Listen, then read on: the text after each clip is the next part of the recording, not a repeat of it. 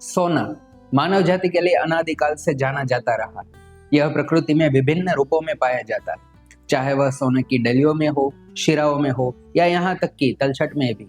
इसका चमकीला पीला रंग और ऑक्सीकरण के प्रति प्रतिरोध इसे एक उत्कृष्ट धातु बनाता है।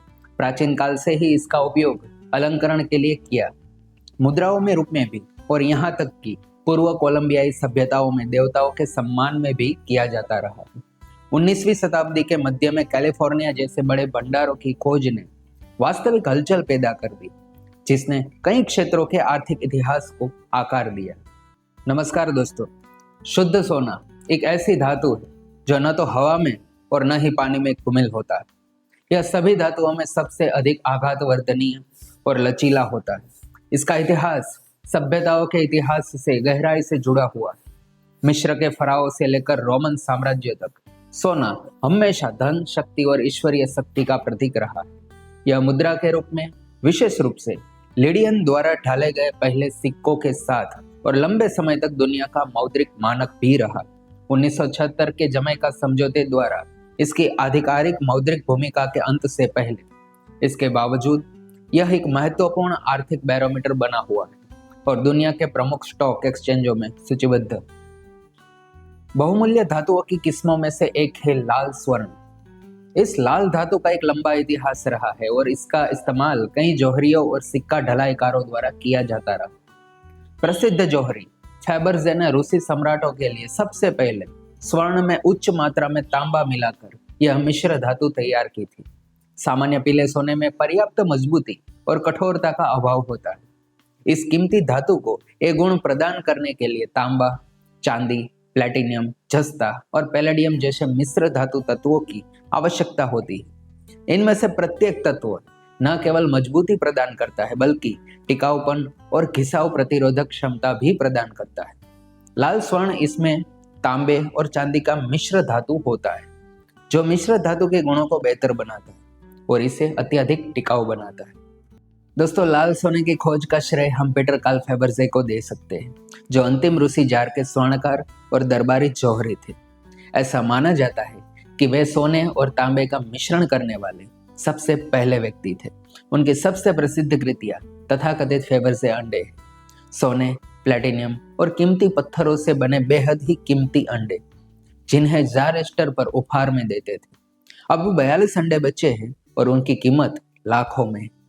इनमें से कुछ में तो लाल सोना भी शामिल है। मध्य यूरोप में इसे कार्टियर मैसन द्वारा सामने लाया गया था, जिसने 1924 में अपने प्रसिद्ध ट्रिनिटी रिंग मॉडल में एक लाल सोने की अंगूठी डाली थी। लाल सोने का चलन कोई नई बात नहीं है। इसकी शांत रोमांटिक बनावट ने इस कीमती धातु को विक्टोरियन इंग्लैंड में और साथ ही 20वीं सदी के शुरुआती दौर में भी बेहद लोकप्रिय बना दिया। आजकल यह मिलेनियल्स के बीच काफी लोकप्रिय है। यह आशावाद, रचनात्मकता और व्यक्तित्व का प्रतीक है। सॉवरेन यूनाइटेड किंगडम और ब्रिटेन साम्राज्य के अन्य हिस्सों में प्रचलित ऐतिहासिक रूप से प्रसिद्ध सोने के सिक्के, उनको अक्सर उनके अनोखे लाल रंग के लिए सराहा जाता है। यह विशिष्ट रंग उस मिश्र धातु में तांबे की उपस्थिति के कारण होता है, जिससे सिक्का ढाला जाता है। शुद्ध सोना स्वाभाविक रूप से पीला होता है, लेकिन जब इसे अन्य धातुओं के साथ मिलाया जाता है तो इसका रंग बदल जाता है। सोने में तांबे का समावेश न केवल धातु को कठोर बनाता है बल्कि अधिक टिकाऊ और लाल रंग का आभासी भी बनाता है।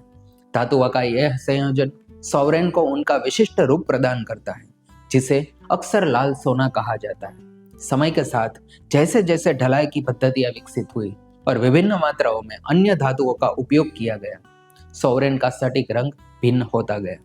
लेकिन पारंपरिक लाल सोने का रंग सिक्के के समृद्ध इतिहास और उनकी तांबे जैसी गढ़ता का प्रतीक बना रहा। लेकिन यह लाल सोना है क्या? पीले सोने और सफेद सोने की तरह लाल सोना भी शुद्ध सोने के तत्व का एक मिश्र धातु, जिसमें कुछ अन्य धातुएं मुख्यतः चांदी और तांबा मिलाई जाती है, जो लाल सोने को उनका शानदार गुलाबी मोती जैसा रंग देती।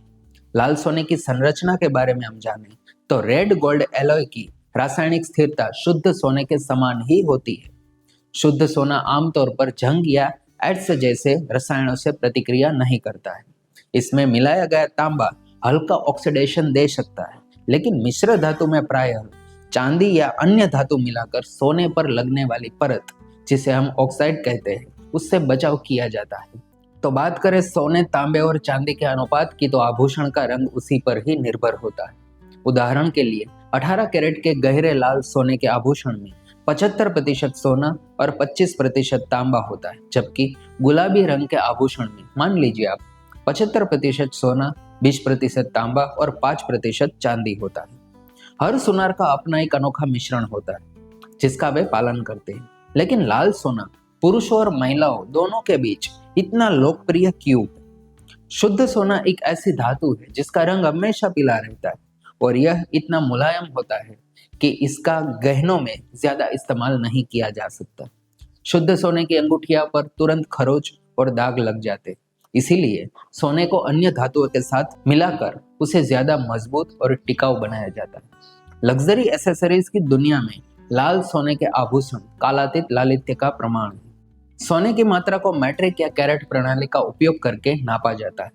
पारंपरिक 585 मानक में प्रति 1000 ग्राम शुद्ध सोने के 585 भाग होते हैं, जबकि शेष 415 भाग मिश्र धातु के होते हैं। इन्हीं मिश्र धातु तत्वों में तांबे की अलग अलग मात्रा हो सकती है।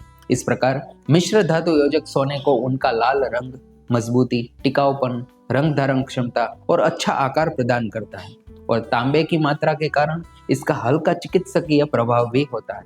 लाल स्वर्ण को प्रसंस्करण के दौरान अधिक प्रयासों की आवश्यकता होती है, क्योंकि यह मिश्र धातु कठोर होती है और परिणाम स्वरूप बनने वाला पैटर्न जो है वो लंबे समय तक अपना डिजाइन बनाए रखता है। लाल सोने की धातु, इसका रंग लाल से लेकर हल्के गुलाबी तक हो सकता है। हर रंग एक कीमती मिश्र धातु को अपना अनूठा रंग और विशेषता प्रदान करता है। लाल सोने का इस्तेमाल मुख्यतः गहनों में किया जाता है। इसके रंग की समृद्धि कई तरह के अनोखे आभूषणों के निर्माण में सहायक होती है। कीमती पत्थर लाल सोने के साथ खूबसूरती से मेल खाते हैं, जिससे एक सामंजस्यपूर्ण फिर भी अनोखा रूप बनता है। अब बात करें कौन ज्यादा कीमती है, गुलाबी सोना या लाल सोना? गुलाबी सोने और लाल सोने दोनों का मूल्य मुख्यतः मिश्र धातुओं में मौजूद सोने की मात्रा पर निर्भर करता है। सोने की मात्रा जितनी ज्यादा होगी, आभूषण उतना ही ज्यादा कीमती होगा। क्योंकि गुलाबी सोने और लाल सोने दोनों में सोने की मात्रा अलग अलग हो सकती है, इसलिए कोई सामान्य नियम नहीं है कि कौन ज्यादा कीमती है। आभूषण का मूल्य निर्धारित करने के लिए उसमें मौजूद सोने और अन्य कीमती धातुओं की मात्रा की जांच करना सबसे अच्छा है। रेड गोल्ड के गहने भारतीय एवं अंतर्राष्ट्रीय बाजारों में उपलब्ध है। ज्वेलरी की दुकानों और ऑनलाइन प्लेटफॉर्म्स पर 14 कैरेट, 18 कैरेट रेड गोल्ड ऐसे प्रोडक्ट मिलते हैं। इसकी कीमत बाजार के सोने के भाव पर निर्भर होती है। जैसे कि उल्लेखित हुआ है कि 18 कैरेट रेड गोल्ड की कीमत प्रायः 18 कैरेट येलो गोल्ड के करीब ही होती है, क्योंकि दोनों में 75% शुद्ध सोना होता है। रेड गोल्ड में प्रयुक्त धातु सोने और तांबे के कारण इसके स्वास्थ्य या पर्यावरणीय प्रभाव सामान्यतः धातुओं जैसे ही है। सोना स्वाभाविक रूप से जर्मेंथक और उत्तरीय होता है, अर्थात यह शरीर या पानी में आसानी से प्रतिक्रिया नहीं करता है। रेड गोल्ड आमतौर पर संवेदनशील त्वचा वालों के लिए बेहतर माना जाता है, क्योंकि इसमें निकल नहीं होता है। निकल एलर्जी बहुत आम है और रेड गोल्ड के निकल रहित मिश्र धातु से चर्म प्रतिक्रिया की आशंका नहीं रहती है। हालांकि इसमें तांबे की मात्रा अधिक होती है। कुछ बहुत कम लोगों को तांबे से हल्की त्वचा की जलन या असहजता हो सकती है। परिणाम स्वरूप आमतौर पर लाल सोना एलर्जेटिक नहीं माना जाता है और यह गहने पहनने वालों के लिए सुरक्षित रहते हैं। रेड गोल्ड अपने घटकों सोना और तांबे के लिए सामान्यतः खनन और परिष्कृत से जुड़ा पर्यावरणीय प्रभाव देता है। सोने और तांबे दोनों के खनन में जल और मिट्टी प्रदूषण जैसी चुनौतियां हो सकती हैं, लेकिन रेड गोल्ड मिश्र धातु स्वयं बिना किसी विशिष्ट विषाक्त धातु के होने के कारण आम सोने की तरह ही रिसाइकल योग्य है। वर्तमान जुड़े स्रोतों में रेड गोल्ड के पर्यावरणीय प्रभाव पर विशेष जानकारी उपलब्ध नहीं है। ऐसे संदर्भ में कहा जा सकता है कि रेड गोल्ड विशेष रूप से अन्य कीमती मिश्र धातुओं से अधिक पर्यावरणीय खतरनाक नहीं है। दोस्तों, आपको यह जानकारी कैसी लगी हमें कमेंट में जरूर बताएं और हमारे वीडियो को लाइक, शेयर और सब्सक्राइब करना ना भूलें।